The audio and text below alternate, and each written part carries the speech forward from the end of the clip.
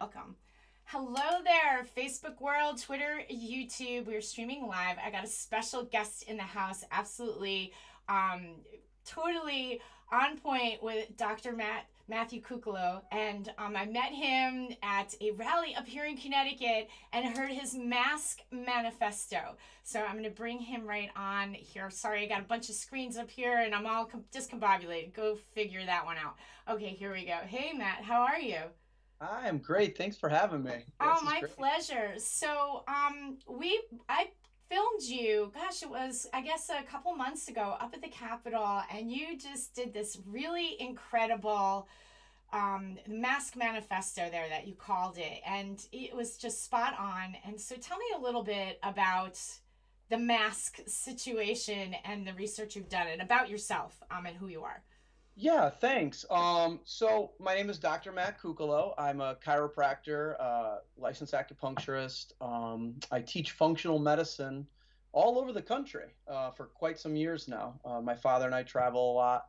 My dad's also a doctor for 40 plus years, and we see hundreds of patients a week. We have a great, beautiful, thriving practice. We do a lot of nutrition, herbal therapy, homeopathy. We really strive for natural in every aspect that we can.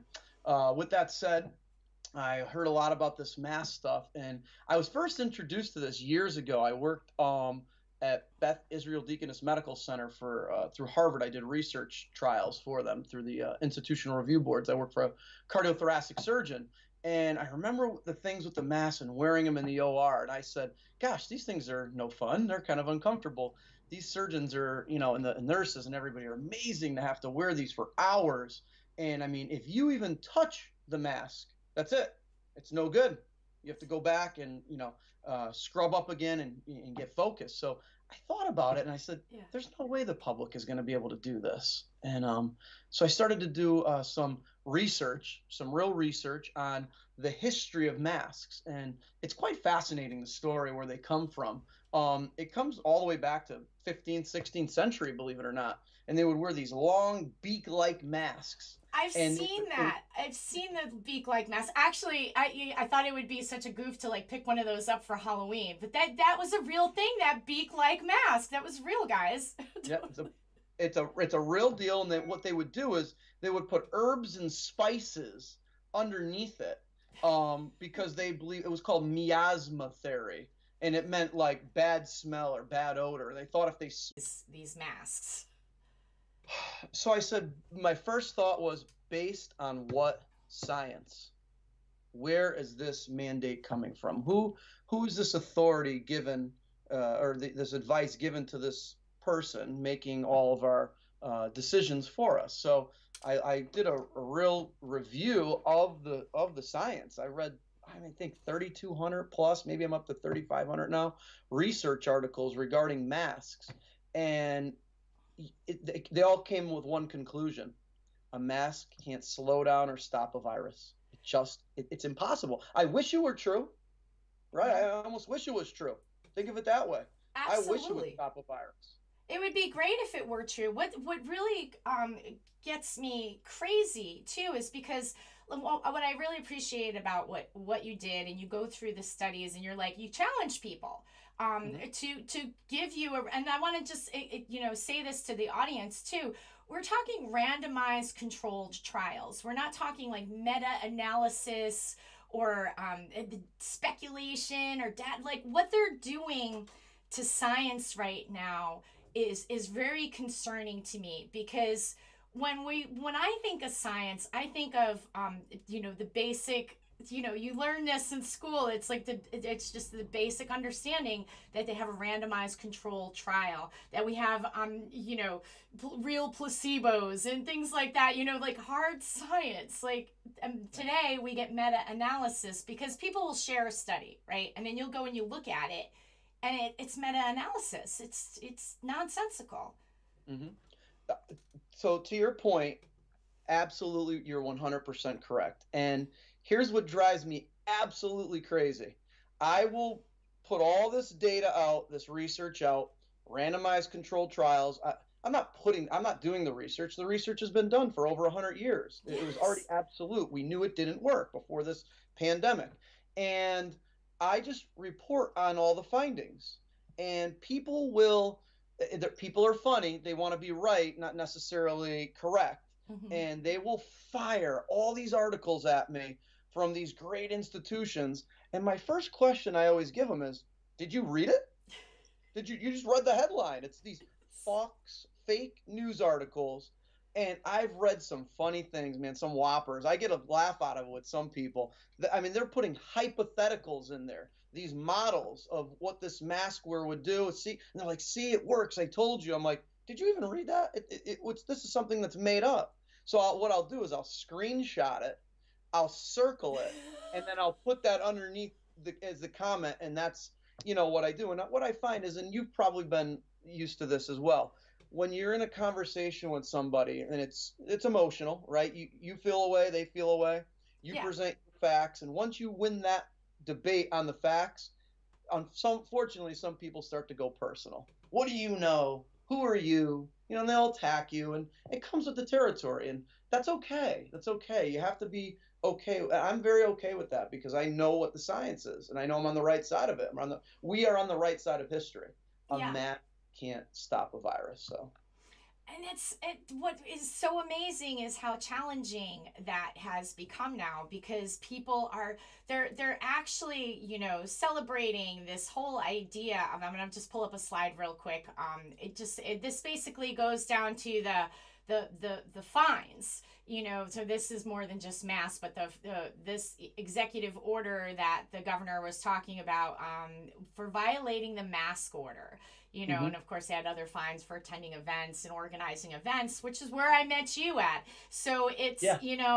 to do this to our society, to our state like this, and nobody can have a conversation. Like, here, you do a great presentation, you're well qualified, you're a doctor, you've studied the body, the whole the immune system, and I don't have a large understanding of the innate and adaptive immune system, and how I'm the understanding of the body and nutrition and what your immune system actually does, and people don't want to have a conversation about what actually works.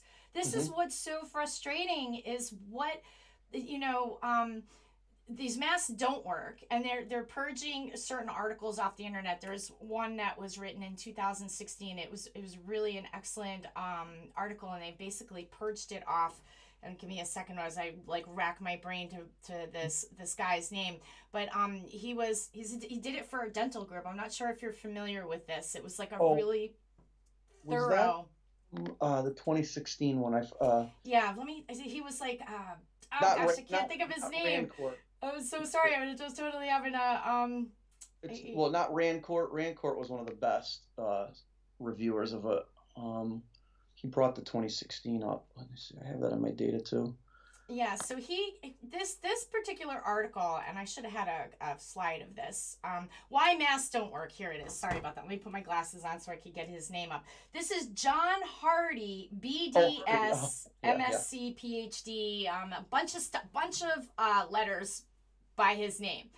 And Hmm. he wrote this very thorough report on masks in 2016, and they took it off the internet. You have to go on the Wayback Machine, or there's a funky website that you can get it on. So if you try to share the article, the Facebook it won't even let you share from this particular website. I had to copy and paste it out of the Wayback Machine and put it into my own word processing. I would put it into Pages to save it.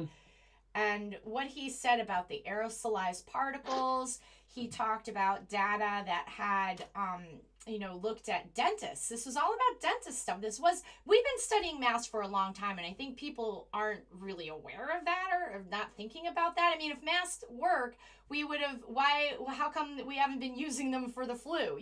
We've been looking at this for a long, long time, and That's right. how we're squashing this discussion to talk about more exciting things, like how your body works. Right.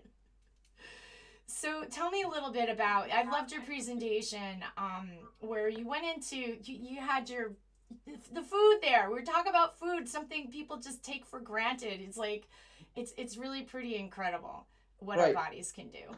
So it's my favorite subject, right? And let me be very clear on how I say this. In 1994, Congress passed a bill called the Deshay Act, okay?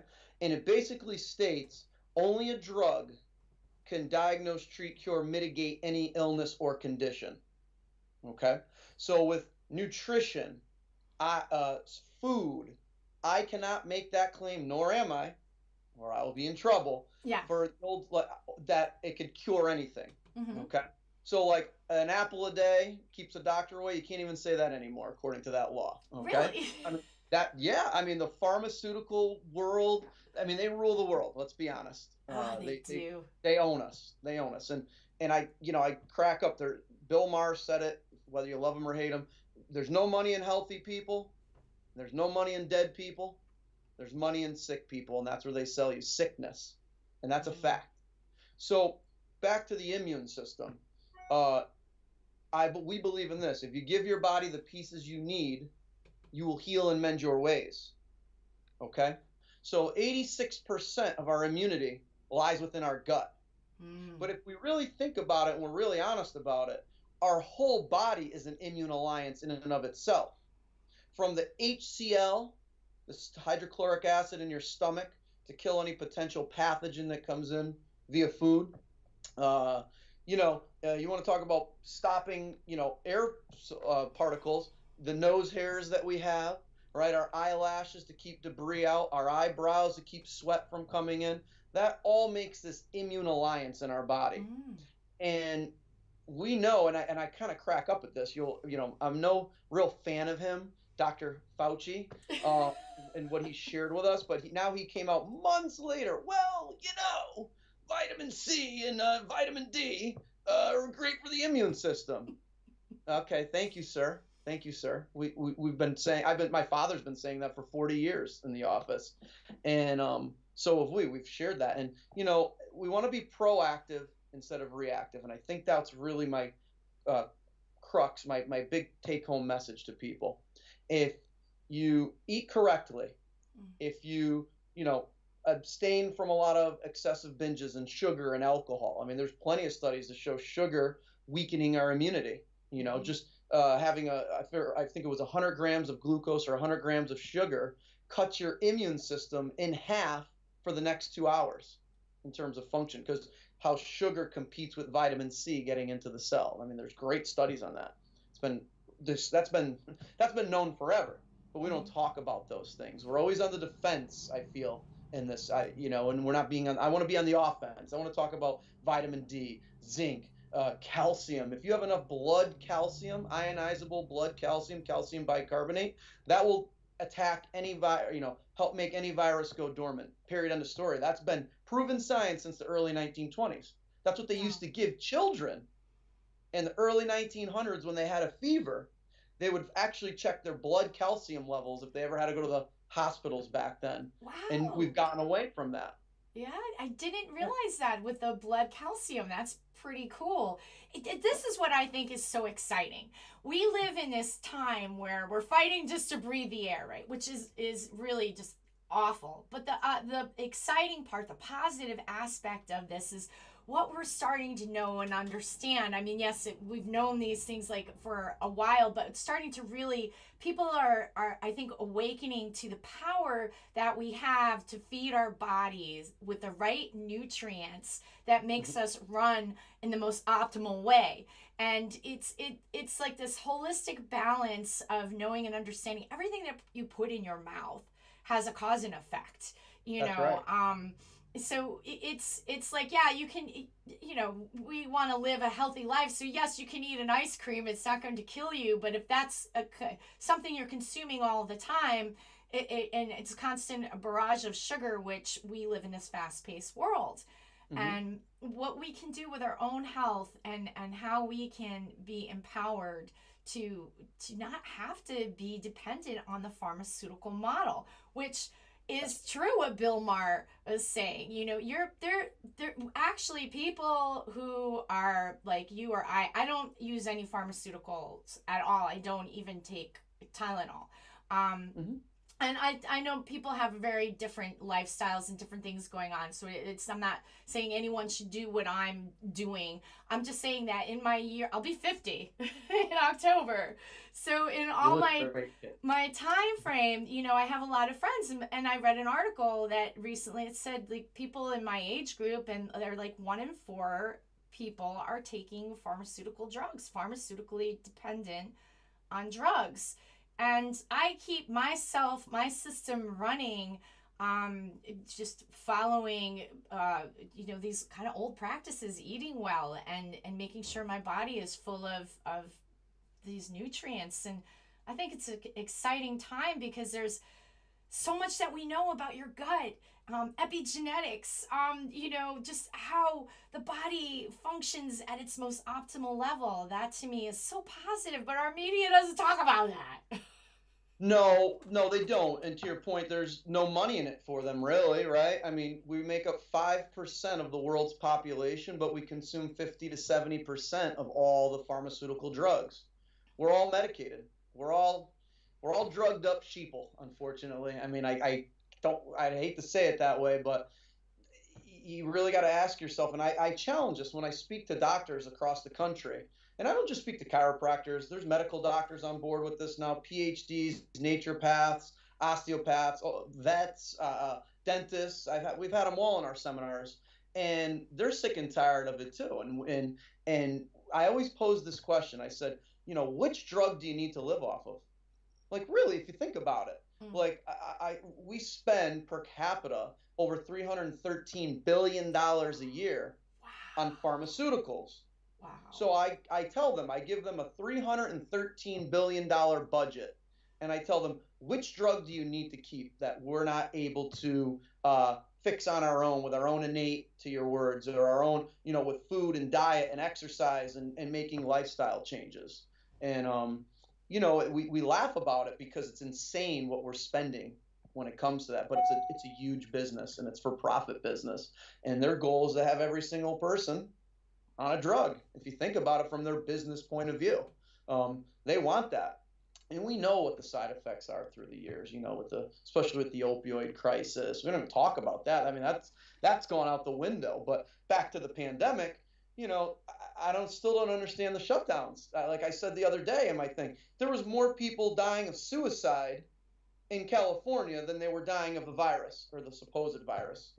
For, again, correlation, dying with it or dying from it, that's a whole nother topic. I'm sure we could just get fired up on that one some Oh more. my gosh. Well, one of the things as an activist in the medical freedom movement for many years here in the state of Connecticut, fighting for our basic right, I can't believe this is the battle that we face. Our basic autonomy over our sovereign bodies, right? That this is a thing that we are born with, God given right to our own personal space. And one of the things that we would try to talk a lot about, and this is veering off a little off topic, but still in the same place because it's pharmaceutically driven and we're going to have a COVID vaccine, but we would talk about vaccine injury. And they would constantly sit there and say, this whole argument that we're like, that they're using now in a very totally different way, and it's not even founded, where we would come up to them and, oh, that's anecdotal, or, correlation doesn't equal causation, and Mm-hmm. herd immunity. Oh, it's all about herd immunity, right? This is the greatest irony. So now I'm like, yeah, we should be like Sweden. Let's do some herd immunity. But when you're hearing it from the establishment experts, the TV experts, and Mm-hmm. these governmental agencies, guys, because you have to question everything. When you hear it from them, like they're, the experts and they know, and that's that, and don't you question it. You're just no wrongo. Herd immunity is vaccines only. It's not the body's ability to deal with the virus Mm-hmm. and be able to get better. And there's all kinds of things we could talk about with that when it comes down to germ theory versus terrain theory. So, Sure, I would love to jump in there. So, like, I always joke, a virus is gonna virus. You treat the host, not the virus. Going back to the vax injury thing, I just have to say this. It's real, people. Like, if any listeners are out there, you question it. I can't tell you how many patients with their children I've seen through the years, my father included, tons, totally fine. They got a vaccine next week, month, whatever, big changes in their child and not for the better. Okay. So that's a real deal. And we're in a fight. And months ago, there was a religious, the religious exemption clause in Connecticut. And I'm speaking now to pro vaxxers and anti vaxxers. Because even if you're pro vax, I know a lot of pro vax people, they only want to get some, not all. Mm-hmm. The way they're doing this now, you're going to lose your choice and you're going to lose your freedom. And that's wrong. That's so wrong. It's your choice what you put in your body. And that's why I really appreciate the work that you do with this medical freedom stuff, because it's spot on. Thank And you. then the last part I'll say is with the germ theory versus the terrain theory. It's unbelievable to me.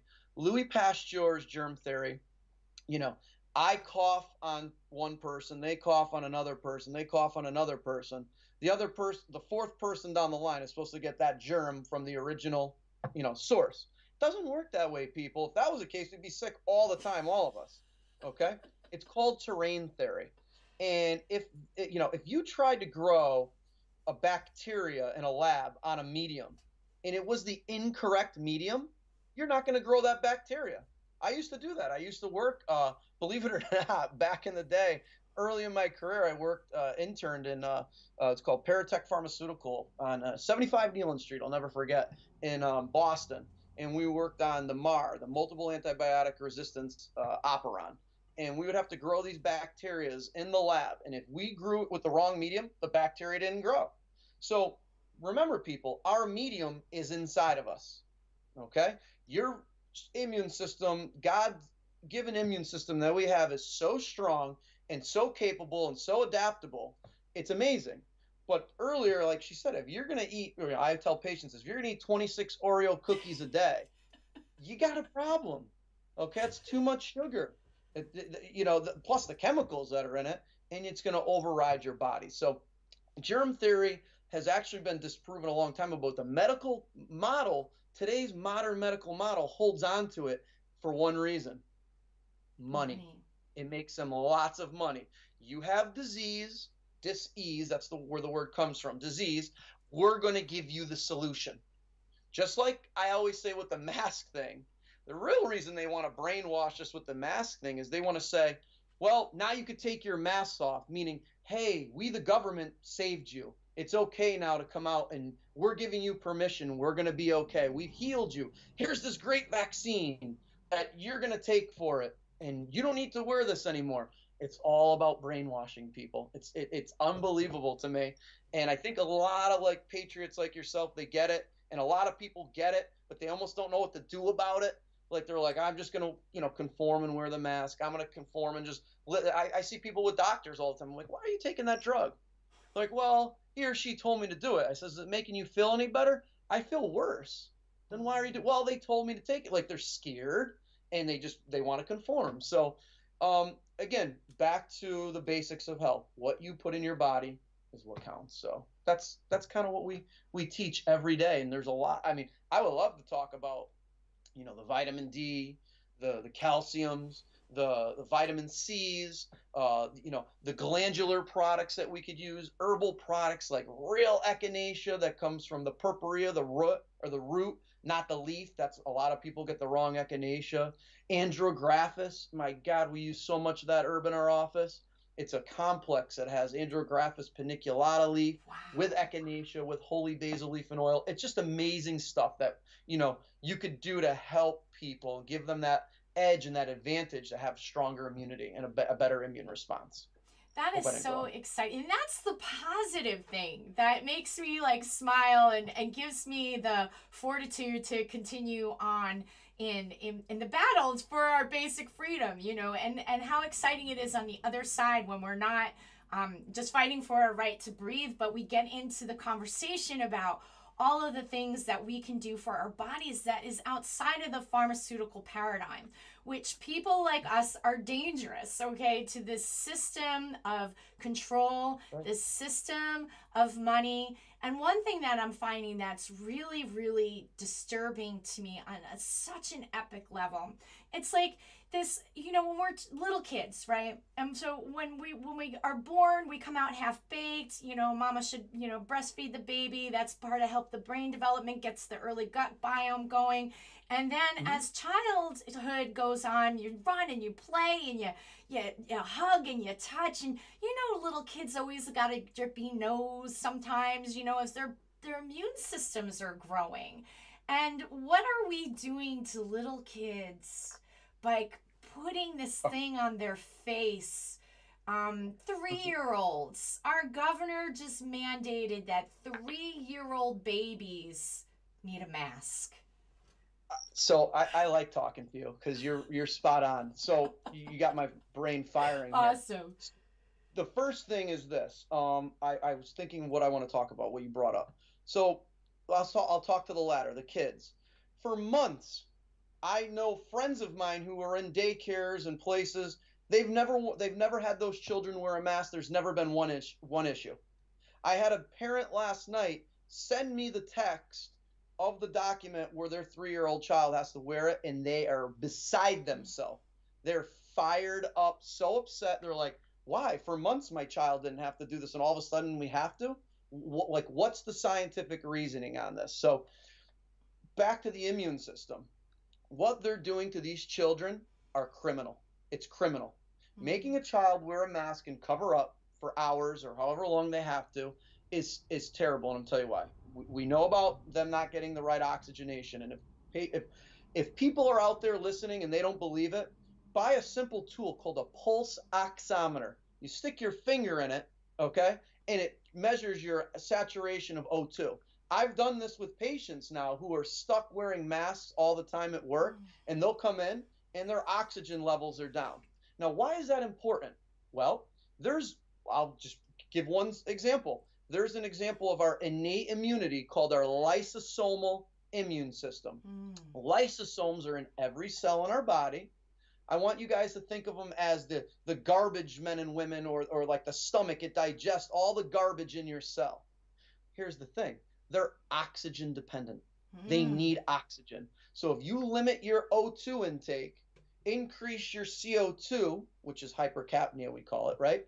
You're weakening that lysosomal immune function that we have, and that lowers your immunity. So I'll argue masks, not only do they not help, they hinder and hurt. They foment bacteria and other things. I've had people with vertigo like crazy, dizziness, ear infections. My father's seen it. Other doctors in our network that we speak to all the time. It's like an epidemic. There's an epidemic of all of that outbreak. Wow. The other thing I'll just wanted to mention really quick, and I don't know why I thought of this.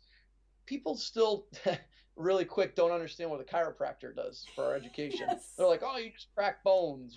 No. Okay. Maybe some do, but it's not what our education is. Our education, a medical doctor and a chiropractor are basically the same. General sciences, we've done cadaver studies, all this kind of stuff. Here's the take home I want to give you.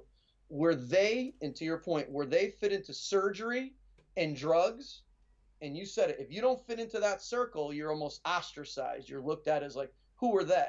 Our goal, is to keep people off of drugs and give them natural strategies and solutions, and to avoid surgeries at all costs. That's what a chiropractor's job really is. We're the largest, most drugless profession in the world. And if you want to know how safe we really are, look back to the insurance companies. We have the lowest malpractice insurance of all licensed physicians and doctors because we're very safe. So I wanted to get that out there to your. That's so cool. I hadn't heard that before, but that's really, really cool about that. I didn't even think about, what your last statement was about the lowest insurance issues with injuries and stuff. Thank you so much. I really appreciate you taking out the time from your day to talk to me. I could talk health and healing all day long. All day with you. Yeah. It's something that I think breaking outside of this narrative that we're finding in the mainstream where people are living in fear, they're masking up, there's a lot of anger, there's people, it's really hard to go out now with nothing on your face. Now that it's fall, I always have a scarf, always have, so it's kind of, I'm like, wow, I guess it's kind of easy for me right in this moment when it's chilly because I've got my scarf wrapped around me anyway, like I typically do when it starts to get cool. But I'm certainly not wrapping it around my face so I can't breathe. I can't deal with that. But like, just the vitriol that you get from people, like you're such a bad person because you're not wearing a mask, and people are wearing it for you, and you need to wear it for them. And I'm like, I thought it was really funny the other day when you said stop eating the donut then, or eat those donuts. And Right. maybe I should be looking in your shopping cart. What are you putting in there, dude? With all your, like, how's that 6-pack of Budweiser and a dozen and a half donuts and a whole bunch of bagels and Oh yeah. Doritos? To, Um, yeah, to that point, I mean, you just nailed it. It's first it was the mask doesn't work, right? They're symbolic. That's Dr. Fauci's words, 60 Minutes, late March, I believe it was. Then it was, wear it. I don't wear it for me. Or no, we couldn't wear it because we had to let the nurses and everybody capture the PPE. Then it was, you wear it for you, not for me. Then you wear it for your grandmother. Then it's like, well, maybe it works, and maybe we should just do whatever we can, right? I mean, it's so dishonest. Like, if people thought, and this is the brainwashing part. I love explaining this. Like, if you and I were out in public right now and we thought that somebody wearing a mask, if you wore the mask, it only protected you, and we saw some kid over there, we're like, look at this guy over here not wearing a mask, putting himself at risk, we wouldn't give him a second thought because it doesn't affect us. But the way they brainwash the people is, well, look at him not wearing that mask. How dare he? He's mm, putting my health at risk.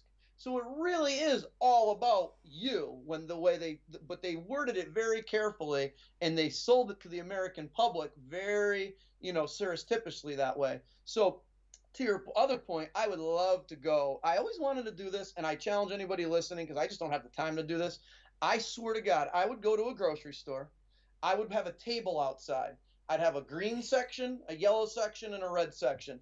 I would approach people as they come out and I say, listen, can I open I'll give you $50. Let me open all your groceries and put them out on this table. And let's label them whether they're healthy, maybe you could get away with it, or what the heck are you eating? I guarantee you the red section of that table would be just overwhelmed because grocery stores, let's be honest, there's probably only like two aisles that I shop in out of the 20 something of them, right? I try to look for anything organic, fresh in the vegetable aisles and that in the fruit. That's all I do. yeah, Other than that, everything else in those I never go in there because yeah. there's nothing. It's all synthetic food. It's commercialized products. It's ridiculous. Food That's just the way like I think. products. There Same you go. same here, exactly. One of the things that a long time ago I remember reading about this, you really only need like the outer aisles of the whole grocery store to, like, everything in the middle in between is stacked full of food like products. And That's right. those food like there's I'm a big ingredient reader, and having children, they'll ask me for foods and stuff. And I live in a situation, I'm sure there's a lot of parents that have this frustration. I have a blended family, so I'm divorced. So dad is different than mom's household. So they'll say, okay, can you get me Cheez Its? I'm like, oh my God, no, I'm not going to get Cheez Its. So I'm trying to go down a cracker aisle, right, to see if there's something that I could do, and I can't buy any of it. I'm looking at it. There was an ingredient that recently really freaked me out. Was it TBHQ maybe? I was like, what the heck is that? What what is that? And I'm like, I'm going on my phone, I'm looking it up. I'm like, what? And it's like this toxic Known ingredient, carcinogen, probably. Yeah. here it is, it's marketed to kids, and it blows me away of that. Here it is that we have this governor sitting there talking about how he cares about your health, which is the biggest load of nonsense. Because you go to your local grocery store and it's full of things that could kill you. Mm-hmm. You know, so Yes. it's just definitely. I feel like we're in a twilight zone period in life, and it's a very difficult place to be. And that's why I think it's valuable to bring these conversations out into the public, and why I'm thankful that you agreed to come on and be my guest today and talk about this, because I think the more we talk about the connection that food has to our overall health and well-being, I think we're less susceptible to the pharmaceutical industry's propaganda. And I think more and more people will start to say, wait a minute, why should the governor have the power to decide if my 3-year old, can you imagine a 3-year old child in a mask like that? And mom and dad are in a pickle because they're working, and maybe they found a great place for their child, and they were feeling really good about bringing the child, even if the kid is there just part-time, 3 hours a day or something. Could you imagine this little kid with this thing on the face? And it just is It's insane to sad. me. It's Yeah. insane. Yeah, it's really sad times. You said Twilight Zone. I call it. I think somehow we went back in time and we're an alternative 1985 Biff's world and from Back to the Future, because it's just we're lawless. It's up. Everything's upside down, and the focus, uh, through media, disinformation, however you want to do it. I always try to adhere to just a couple key principles of living. Number one, I want to live free. I want to be able to make my choices for myself, my family, my little cats over there, whoever. I want to be able to choose, and they're listening intently on this today. They're hanging out. I want to be able to choose what I put in my body, what I put in my family's body, and where my family puts in their bodies. Okay.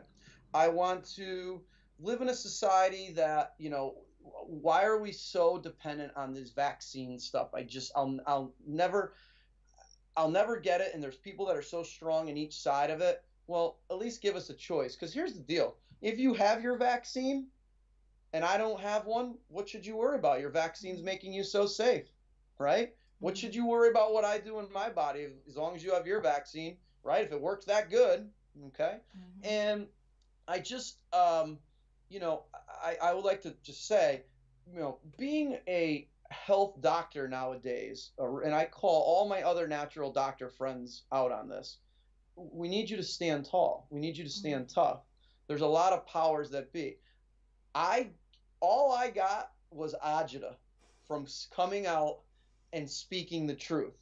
Where people would attack who I am, they tried to spam my business, patients, people who were never even my patients, fake patients making phony things on my Google, all this stuff. It's kind of crazy. It's kind of crazy. I've never For 14 years I've been a doctor. For 40, my father. We just kind of operate on the radar. We help a lot of people because we're doing great work. I like to think, but we've come to a point, a Rubicon, as you would speak, where you almost got to take a stand. So I'm calling all the other natural doctors listening on this: stand tall, know who you are, respect yourself, love yourself, continue to do this great work. And we're not saying there's no room for drugs and surgery in this world. Mm-hmm. I always think about, if I ever got something ever happened to me, God forbid, in an emergency, I want to be in the United States of America. We're really good at that. But when it comes to chronic, long term, progressive diseases, we're terrible. We're reactive. Cardiovascular disease, diabetes, cancer, all that kind of stuff. They could be changed very early on if you're proactive and preventative in your thought. And it goes back to, again, that food, that exercise. I'll just leave it with this. Jack LaLanne, who was a chiropractor, he said this, right? Remember the juice guy, Jack LaLanne? Yes, yes, absolutely. Exercise the king, the Yes. diet is the queen. Together they make your kingdom. So that's just how we live our lives, and I hope everybody listening will try to adhere and make those changes. And if they need help, there's plenty of people to guide them along the way. Awesome. That's a beautiful point to end on. I appreciate it so much. Anything you want to share with the audience? You said something about seminars. Do you offer seminars or classes? Have a website you want to direct folks to get more Oh, information? oh, sure. So, well, yeah. Our My website for our office is www.mat-testing.com. The seminars that I've taught, or my father and I teach, are really to healthcare practitioners, licensed Okay. healthcare practitioners. I'm actually branching out. I want to thank you for inviting me today. This is like an experience for me. I don't really talk to the public, although I've done it a couple times now with live videos and stuff. I'm getting used to it because Nice. now I'm getting fired up to do stuff like that. Oh, that's So awesome. I That's really awesome. appreciate it. It was so great to be here today. I appreciate it. So we should book it again and talk more. We can get into different topics, and I could talk health all day long. And it's so exciting. This is something to be really happy about, guys, in this kind of crazy time that we're in. To be happy how you can be empowered to take care of your health, and how you can really, we can get into all kinds of topics from like autoimmune disease and nutrition and being able to be off of pharmaceutical drugs, not having to take them. And like you said, everybody is in a different place. If you needed something, you got to do what you got to do, but you could still lead a good, healthy life and balance all that out. If you did need a pharmaceutical, like my stepdad, he has a valve defect in his heart. And there's where a pharmaceutical and surgery helped him because he had a defect in his heart. So but nutrition is how he stays alive. Nutrition and good health and taking care of the body beyond just that. So it's not just like this like little mold that we're squished into, and you have to be that, this one cookie cutter way. So yeah, I could get into talking again with you. Thank you so I would much for love to. taking Yeah, the this is time great. out. Yeah, it's been great. Thank you so much. Thank Live you with for. Dr. Matthew Cucolo. Right when you're practicing Wolcott? Wolcott, Connecticut. Yeah, Wolcott, Wolcott, Connecticut. Connecticut. All right, that My was dad. awesome. Thank you so much. Thank you so much. God bless God everybody. Thank bless. you.